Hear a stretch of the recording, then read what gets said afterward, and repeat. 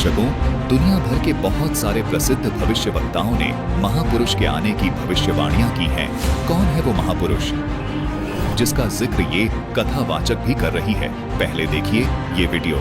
आज हम ऐसे समय से गुजर रहे हैं जो विश्व के इतिहास में बहुत विलक्षण समय है। इस समय की चर्चा विश्व के अलग अलग देशों में बैठे बहुत से भविष्य वक्ताओं ने, वैज्ञानिकों ने की है। वे कुछ पॉइंट्स हैं जो आपके समक्ष रखना चाहूंगी। जॉर्ज बाबरी एक स्कॉलर हैं वेस्ट के। इन्होंने कहा कि भारत में एक ऐसे संत का जन्म हो चुका है जो अब गोल्डन एरा एस्टैब्लिश करने वाला है, सतयुग का निर्माण करने वाला है। लेडी फ्लोरेंस ने यहाँ तक कह दिया कि 20वीं सदी में भारत में एक ऐसे संत का जन्म हुआ है जो सन 2000 के बाद अपने क्रिएटिव डिसाइपल्स को साथ लेकर, अपने सृजन साधकों को साथ लेकर विश्व से भौतिकवाद का अंत करेगा और आध्यात्मवाद को उजागर करेगा। रशिया की बोरिस्का सिल्विगार, जिन्होंने 1940 के करीब एक ऐसी भविष्यवाणी की थी कि लगभग 4 या 5 सालों के बाद अंग्रेज भारत को छोड़कर चले जाएंगे, भारत स्वतंत्र होगा। लेकिन उनकी बात किसी ने नहीं मानी, पर हूबहू वही हुआ जो उन्होंने भविष्यवाणी की थी। वही लेडी फ्लोरेंस कहती हैं कि 20वीं सदी में भारत में एक मैसेंजर ऑफ गॉड आया है, पूरे विश्व में छा जाएगा और पूरे विश्व का संचालन करेगा। अमेरिका की रिसर्च कमेटी है जिसने यहां तक कह दिया कि कल्कि का जन्म हो चुका है। भारत के एक संत हैं स्वामी अय्यर, जिन्होंने यहां तक कह दिया कि कल्कि का जन्म भारत में हुआ है और वो सतयुग का निर्माण करने वाला है। और इसके बाद अमेरिका की एक भविष्यवक्ता है लिन, उन्होंने यहाँ तक कह दिया कि कल्कि नाम का कोई अवतार भारत में जन्म ले चुका है, लेकिन इस समय वो धरती पर नहीं है, पर वो लौट कर वापस आएगा और उसका वापस आना दुनिया देखेगी। इसलिए भक्तों, ये अब हम सबकी अपनी समझदारी के ऊपर है कि कोई तो ऐसे संत हैं जो भारत का मानचित्र ही विश्व पटल पर बदलने वाले हैं। क्या हम में इतनी सूझ है कि हम उन्हें पहचान कर अपने जीवन को महान बना लें, उनकी इस मुहिम में अपना योगदान दें, इसमें शामिल हो जाएं? क्योंकि अब वो समय दूर नहीं है जब विश्व धरा के आंचल पर एक अजब, एक अद्भुत करिश्मा घटने वाला है जिसे पूरी दुनिया देखेगी। दर्शकों, हम धन्यवाद करते हैं इस साध्वी बहन का। धन्य है इस बहन के माता पिता जिनसे इनका जन्म हुआ, जो बिल्कुल सत्य बोल रही हैं और कह रही हैं कि हमें ऐसे महापुरुष का साथ देना चाहिए, जबकि दूसरे और आज के स्वार्थी धर्मगुरु, कथावाचक अपने स्वार्थवश संत रामपाल जी महाराज का विरोध कर रहे हैं। ये बहन जिस संत के बारे में बात कर रही है, उस महान संत की खोज हो चुकी है। तो चलिए अब आपको इस महापुरुष के जीवन में घटी उस दिव्य घटना से रूबरू करवाते हैं, जो दिव्य घटना संपूर्ण मानव जाति के कल्याण का कारण बन चुकी है। पुण्यात्मा परमात्मा स्वयं ही इस काल के लोक में आते हैं, अपने बच्चों को तत्व ज्ञान से परिचित कराते हैं।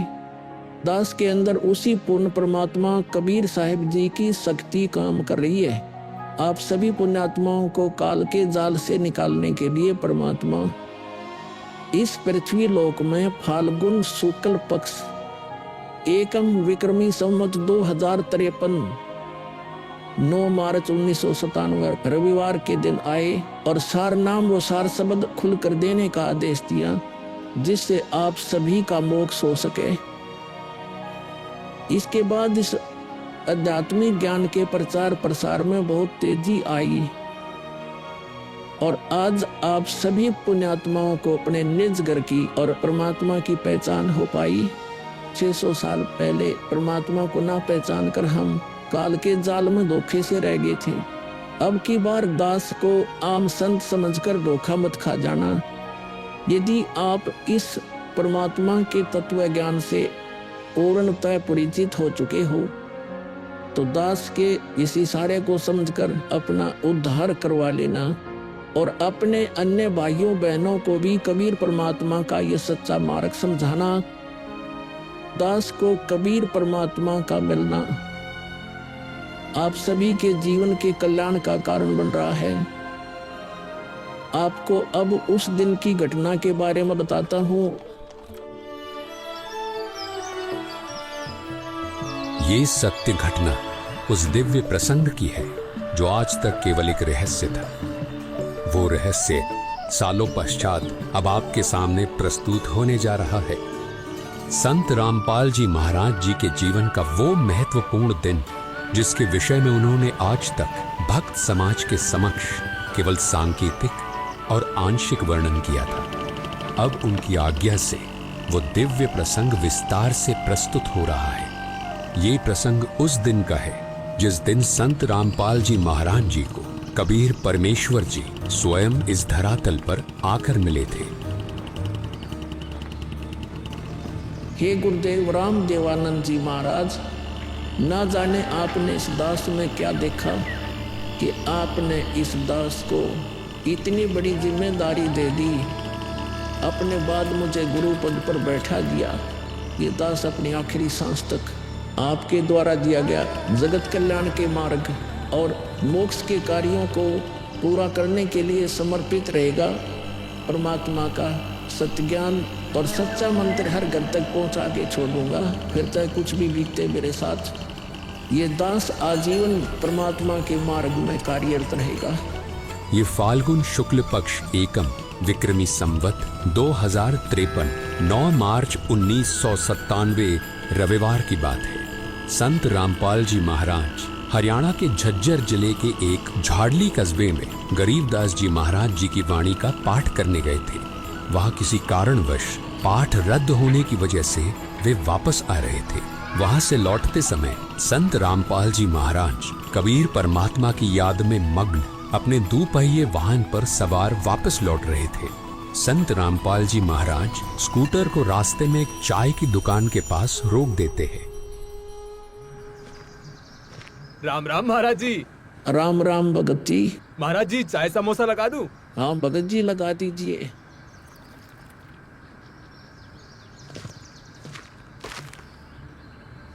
इस बोले भगत को भी परमात्मा का तत्व ज्ञान समझाना चाहिए। भगत जी, कबीर परमात्मा की भक्ति करनी चाहिए। मनुष्य जीवन हमें सिर्फ इसीलिए मिलता है। मानुष जन्म दुर्लभ है ये नलन बोरे, जैसे तरवर से पत्ता टूट गिरे वो बोर न लगता ढोरी। भगत जी, इस काल लोक का कोई भरोसा नहीं है, न जाने कब किस पर क्या बिजली गिर जाए। इसलिए कहता हूँ आपको कि कबीर परमात्मा से जुड़ जाओ, नाम दीक्षा लेकर अपना कल्याण करवा लो।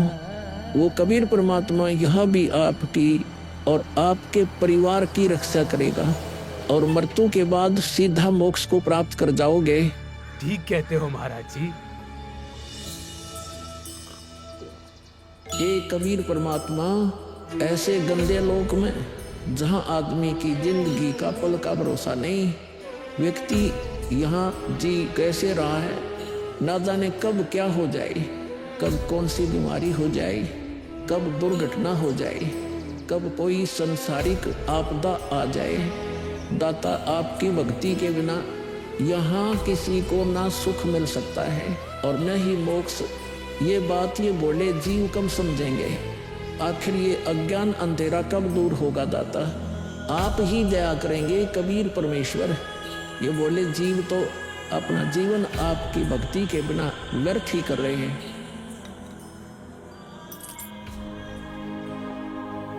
चाय पीने के बाद संत रामपाल जी महाराज मातन हिल की तरफ निकल पड़ते हैं। बिन उपदेश अचंभ है, क्यों जीवित है प्राण, और भक्ति बिना काठोर है, ये नर नहीं पाषाण। आगे चलकर संत रामपाल जी महाराज स्कूटर को एक पुलिये के पास रोक देते हैं। इस पुलिये की खास बात ये थी कि संत रामपाल जी महाराज जी ने इस पुलिये को सिंचाई विभाग में जूनियर इंजीनियर रहते हुए स्वयं बनाया था। क्योंकि ये पूरा क्षेत्र जंगल नुमा था, इसलिए संत रामपाल जी महाराज जी को इस पुलिये पर बैठना बहुत अच्छा लगता था और नौकरी के दौरान वो इस पुलिये पर बैठकर परमात्मा की याद में खो जाया करते थे। हे दयालु कबीर परमात्मा, आप जी हम नीचों के लिए 600 वर्ष पहले एक धानक रूप धारण कर इस गंदे लोक में 120 वर्ष तक रहे। आप जी को गर्म तेल के कढ़ाई में डाला गया, खूनी हाथी से मरवाने की कोशिश की गई, दरिया में डुबोकर मारने की कोशिश की गई। आप जी को बदनाम करने हेतु झूठी चिट्ठी डाली गई। आपके साथ कितने जुल्म ढाए गए, फिर भी हे दयालु कबीर परमात्मा, आपने क्या कुछ नहीं किया अपनी सतलोक से बिछुड़ी आत्मा को अपनी शरण में लेने के लिए, इस तत्व ज्ञान को सब जीवों तक पहुंचाने के लिए।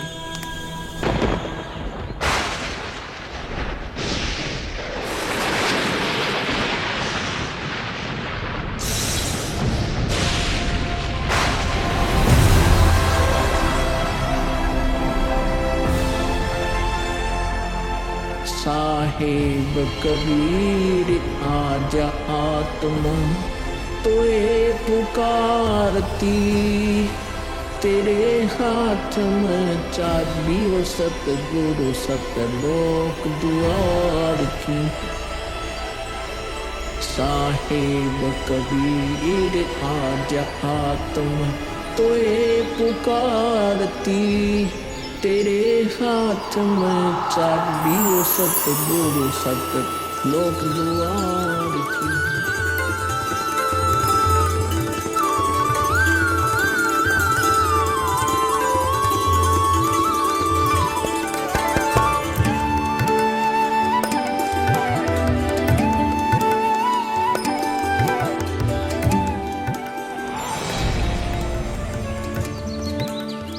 राम राम भगत जी। राम राम। आओ भगत जी बैठिए, खड़े क्यों हो? संत रामपाल जी महाराज अपने परने को पुलिया की दीवार पर बिछा देते हैं और महात्मा जी से बैठने का आग्रह करते हैं। कहाँ से आए हो बेटा, क्या करते हो? भगत जी, वैसे तो मेरा गांव धनाना है, जिला सोनीपत में पड़ता है। अब एक छोटा सा मकान बनाकर रोहतक में रहता हूँ। जूनियर इंजीनियर था, लेकिन अब नौकरी छोड़ दी है।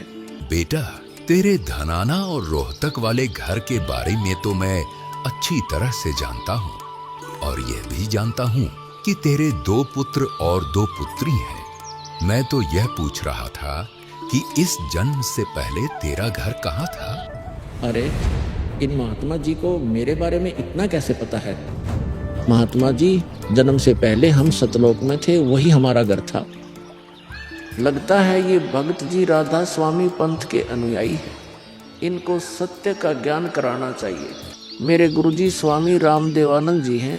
मेरे भगवान कबीर देव जी सृष्टि के रचनहार है, वही सतपुरुष है। कुछ पंथ वाले सतलोक के विषय में तो बताते हैं, लेकिन वे सतपुरुष को निराकार बताते हैं, जो कि बिल्कुल झूठ है।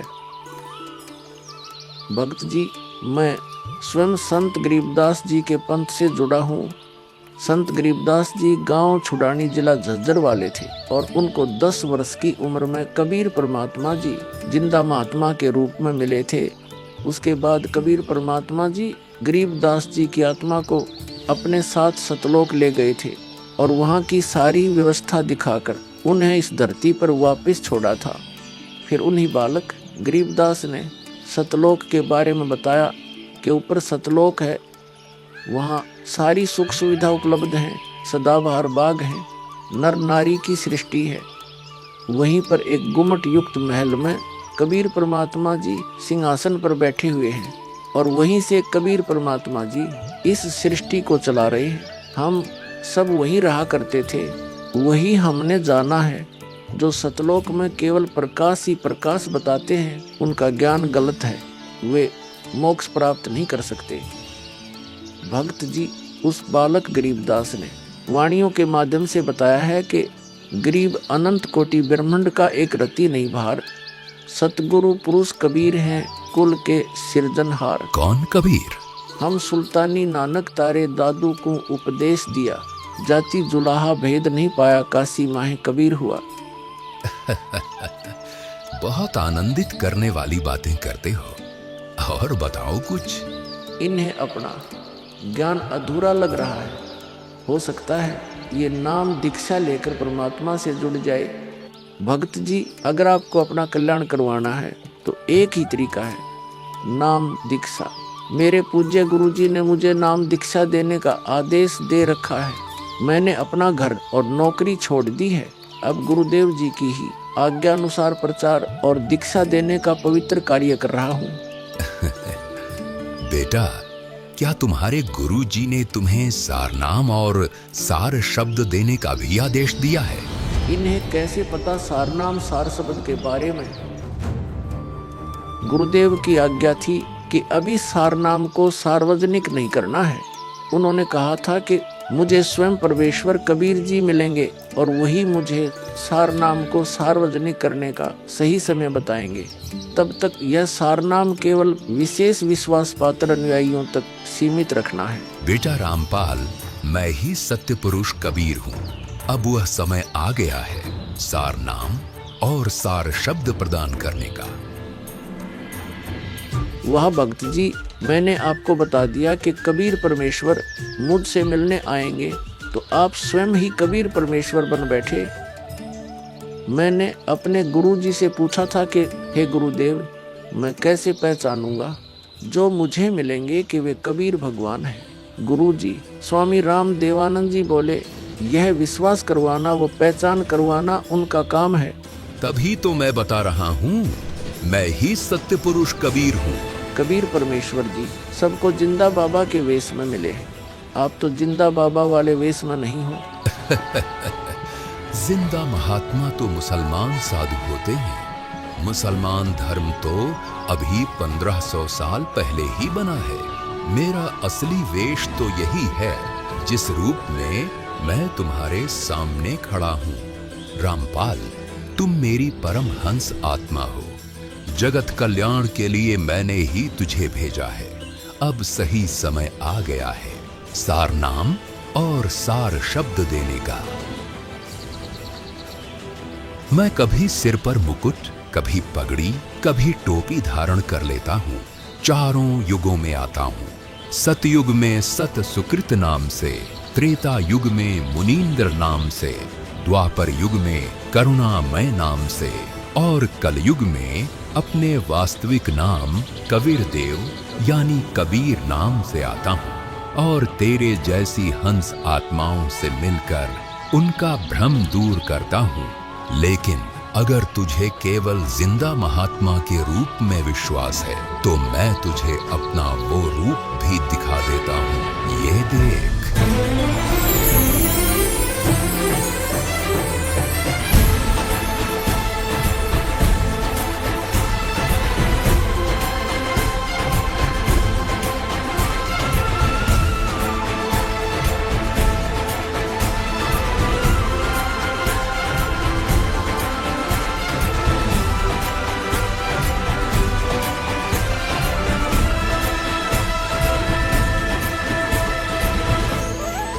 हे परमेश्वर, मुझे क्षमा कर दीजिए।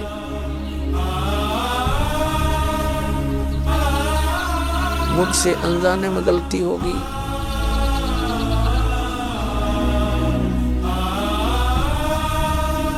आपने मुझे साक्षात दर्शन दिए और मैं आपको पहचान न सका। मुझे क्षमा कर दीजिए परमपिता। बेटा रामपाल, अब वो समय आ गया है जो मैंने धर्मदास को कहा था कि कलयुग बीते 5500 पांचा, तब यह वचन मेरा होगा साचा। यानी जब कलयुग 5505 वर्ष बीत जाएगा, तब मैं खुद इस धरातल पर आऊंगा और अपने बच्चों को तत्व ज्ञान समझाकर इस काल लोक से सतलोक ले जाऊंगा। बेटा रामपाल, तुम मेरी परम हंस आत्मा हो। अब इसके आगे बेटा, मैं ही तेरे रूप में सारी लीला करूंगा और यह तत्व ज्ञान अपने बच्चों को बताऊंगा। उन्हें सतलोक की राह दिखाऊंगा।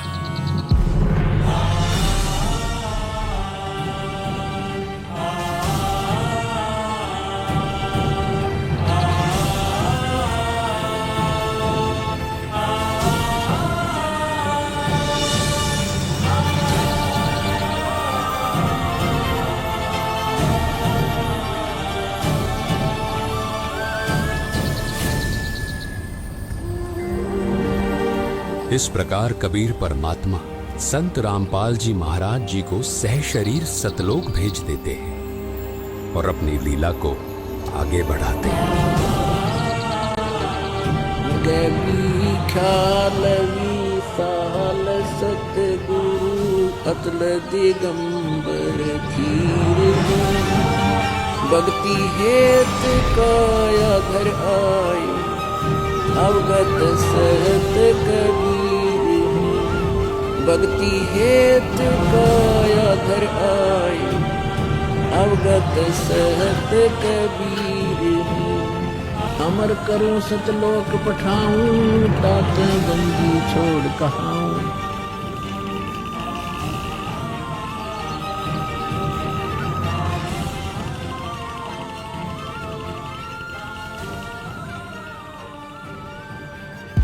इस प्रकार कबीर परमात्मा संत रामपाल जी महाराज जी को सह शरीर सतलोक भेज देते हैं और स्वयं सर्व सृष्टि रचनहार कबीर परमात्मा संत रामपाल जी महाराज जी के रूप में संपूर्ण संसार का उद्धार करने के उद्देश्य से इस पवित्र मिशन पर निकल पड़ते हैं। संत रामपाल जी महाराज जी के रूप में कबीर परमात्मा स्वयं को छिपाए हुए हैं। उनके इस लीला को समझना आम जीव की समझ से बहुत दूर है। एक संत के स्वरूप में परमात्मा के अभिनय की ये अद्भुत सच्चाई भक्त समाज के लिए जानना बहुत जरूरी था। साक्षात कबीर परमात्मा के स्वरूप बंधी छोड़ सद्गुरु रामपाल जी भगवान की जय हो। अब बच्चों ज्ञान पूरा आ चुका है और वो ठीक का समय आ गया है। गुरु पूरा, ज्ञान पूरा, भगवान पूरा, सब ही नारी नर शुद्ध तक जब ठीक का दिन आवंत कपट चातुरी छोड़ के सरल कबीर गहनत। बच्चों वो ठीक का दिन आ गए। चारों तरफ डंका बोल गया दाता का। कहाँ उग्र कहाँ शूद्र हो, चाहे कोई नकम्मा डाकू लटेरा है, चाहे कोई छोटी जाति समझते हो आपको, अरे सबकी भाव पीर परमात्मा वो संत जो मेरा भेजा होगा, भेजा हुआ आएगा, वो सबके दुख दूर करेगा। अरे सबकी भाव पीर सो समान समदृष्टि है समृत सत कबीर। वो एक समान समदृष्टि का है, सबको एक दृष्टि से एक समान प्यार देगा, सबको एक जैसा व्यवहार देगा, एक जैसा सच्चा नाम सतनाम सार शब्द देगा। वो समर्थ सत कबीर ही होगा। बोलो बंदी छोड़ कबीर साहब की जय हो।